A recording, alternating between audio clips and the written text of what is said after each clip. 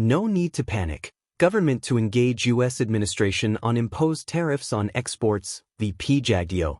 In light of the announcement of a 38% reciprocal tariff on Guyana, Vice President Dr. Jagdeo indicated on Thursday that there is an opportunity for engagement with the United States, U.S. administration to negotiate a reduction of this tariff percentage. On April 2, 2025, U.S. President Donald J. Trump revealed reciprocal tariffs on imports from approximately 90 nations, including Guyana. In his announcement, President Trump stated that these taxes are essential to address the trade deficit between the U.S. and other countries. Speaking at a press conference, Dr. Jagdeo explained that the reciprocal tariffs target countries that export more to the U.S. than they import. He reiterated that this policy did not come as a surprise to Guyana, given that President Trump had outlined his economic policies during his campaign. However, the vice president pointed out discrepancies between the U.S. trade data and the data provided by Guyana to the United Nations Global Trade Platform, Comtrade. For example, U.S. trade data for 2024 indicates that Guyana exported $5.5 billion to the U.S. while importing only $1.3 billion, resulting in a $4.1 billion trade surplus.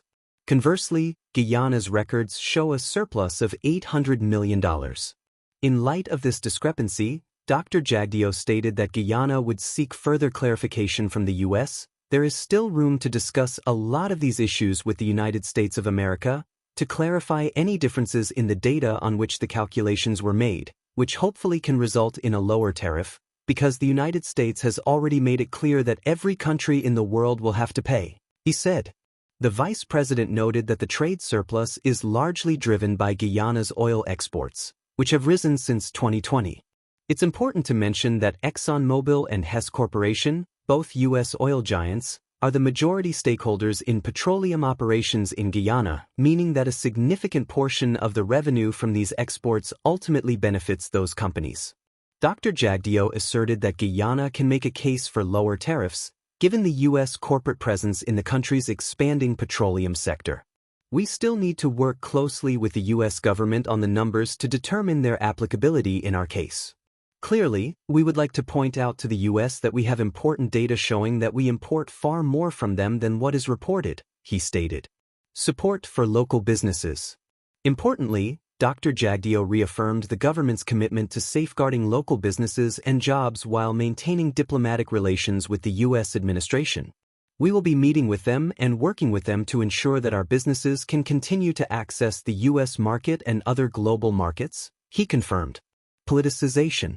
Meanwhile, as opposition factions attempt to politicize this trade policy, the vice president clarified that this is a global U.S. policy. He noted that the government was aware this policy was forthcoming but was waiting to assess its final structure.